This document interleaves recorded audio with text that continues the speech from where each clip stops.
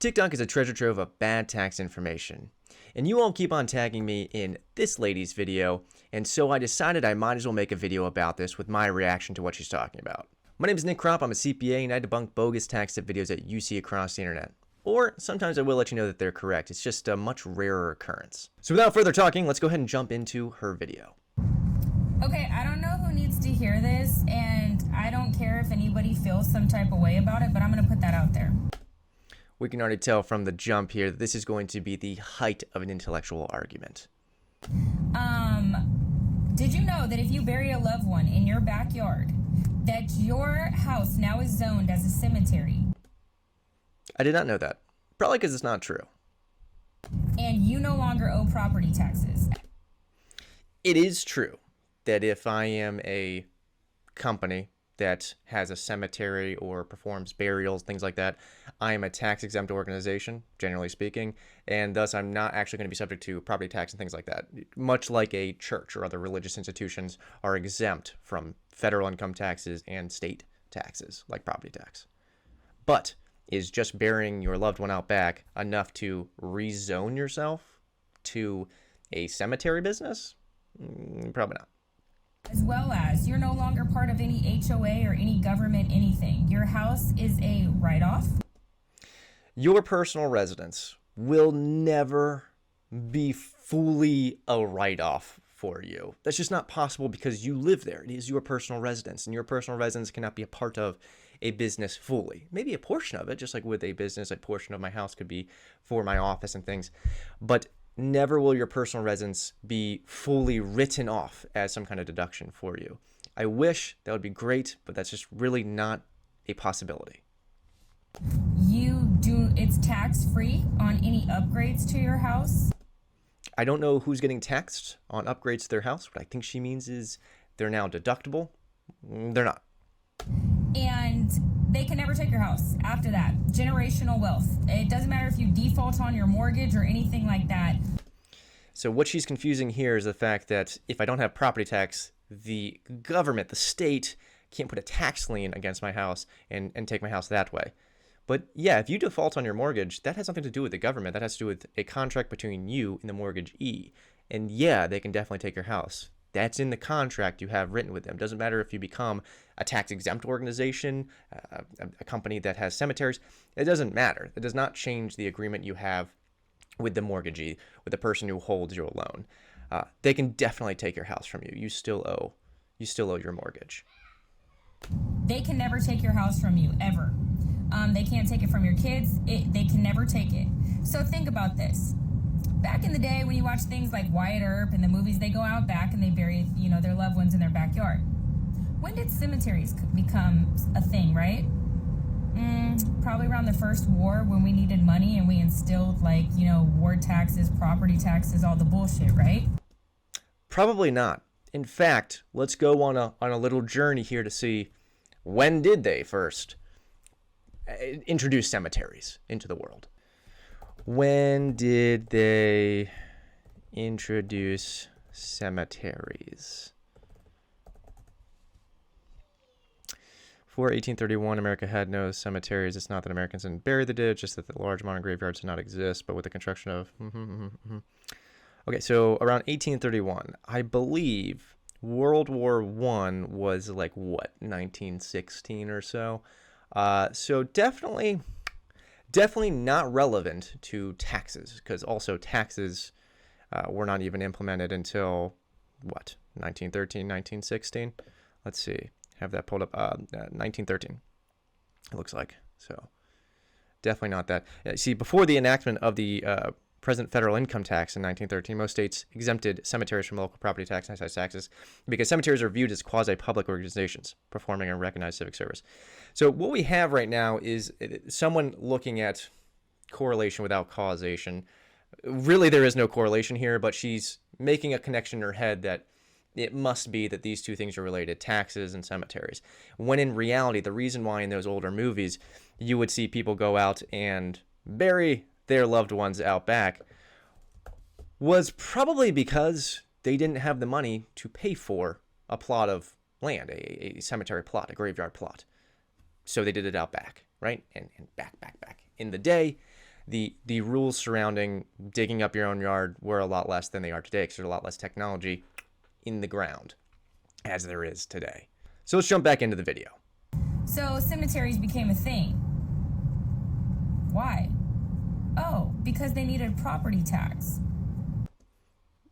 No, but again, these things are not related. They did not create cemeteries for property tax or against property tax. It probably had literally nothing to do with taxes. This is my own speculation, her speculation. I'm not a historian. She's clearly not a historian. But putting your conspiracy on the internet is your choice. We're a free country. Do understand you should probably do a little bit of research just to make sure it has any backing in reality. It really doesn't, at least from a preliminary search here. I'm not saying there couldn't be some kind of correlation between taxes and cemeteries. That said, it's most likely people wanted to be able to put their loved ones in graveyards, cemeteries, things like that, but they wanted to be kind of not related to a religious organization, which is where most of these were, in churches and things like that, and they wanted to just be in a separate type of place, right? That more than likely was the reasoning behind setting up these things. That's my own speculation, but again, I don't believe it has anything to do with taxes. Just my own thoughts based on time frames, history, and how they are actually organized. And they wanted you to pay a lot for funerals. When people used to just do cardboard and, bury people 6 feet under and put them close to their house. As we can see, the synapses are actually firing. She is realizing it had to do with an economic purpose, right? They couldn't afford the burial plot, so they did it out back. But it was not a tax purpose. But we, unfortunately, don't ever connect that back to the reasoning why people would bury their loved ones out back instead of in a cemetery.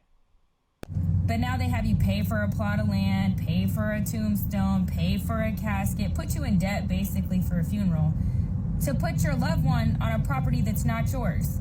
Because if you put them in your backyard, then you no longer owe property taxes and your house is no longer owned by the government.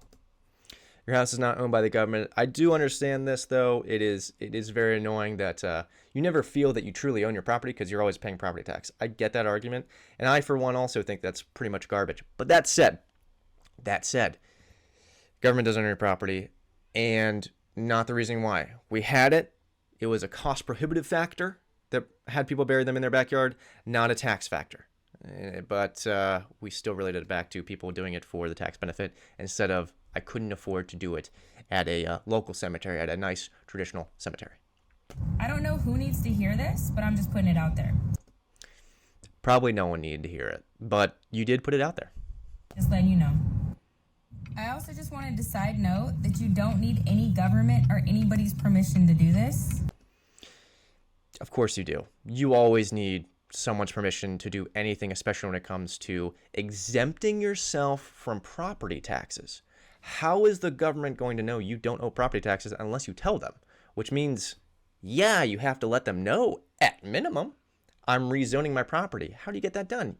You have to go to your, local planning and zoning ordinances to get that done. So someone has to know. So yeah, you're definitely letting someone know. In fact, I'm pretty sure that you simply have to call just a dig in your own backyard.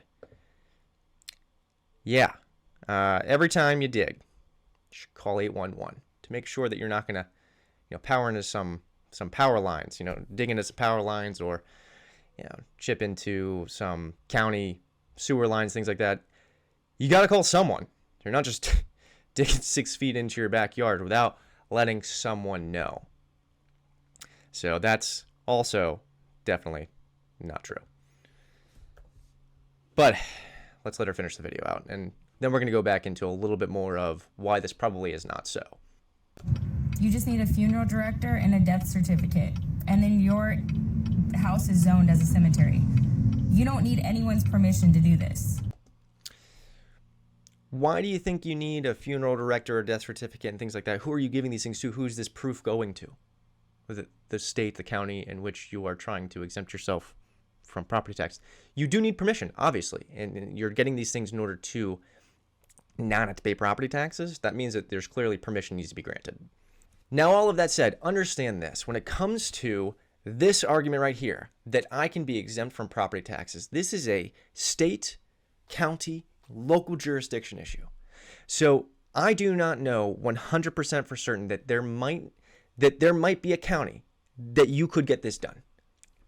Certainly a possibility. I am 98% sure that all jurisdictions, things like that in the United States, probably have some kind of law in place where you have to talk to someone about burying someone in your backyard, that there are already laws around what designates someone as a cemetery business and what is not, and what will actually allow you to be an exempt organization.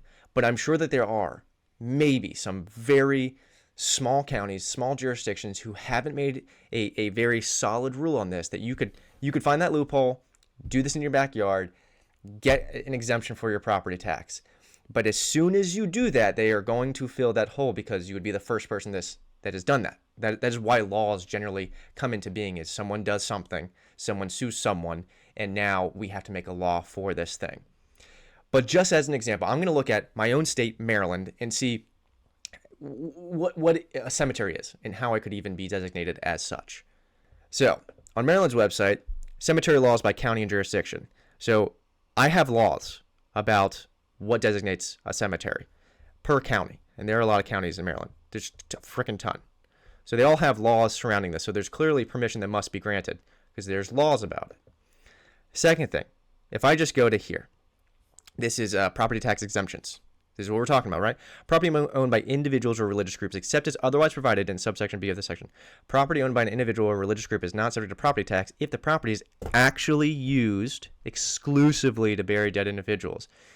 Meaning, you cannot just be someone who buries Aunt Tilda in the backyard and say, I am now a cemetery. You have to be in the active business of exclusively burying dead individuals.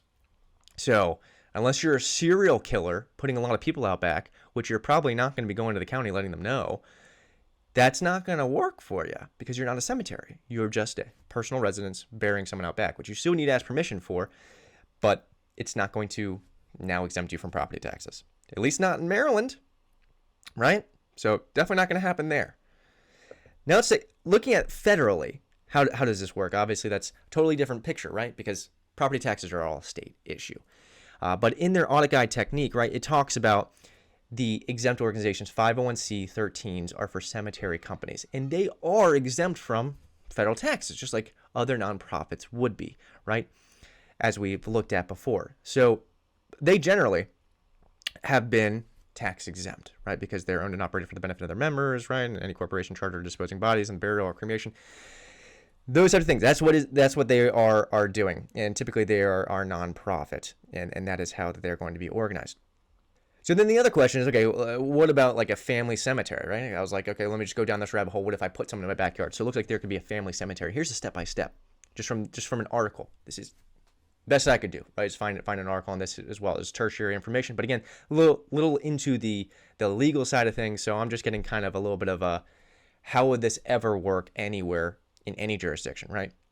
So as this person puts, what's a family cemetery? You know, it's defined as a plot of land that's not associated with a specific religious organization, but a site of burial of a person related by blood, marriage, household, things like that.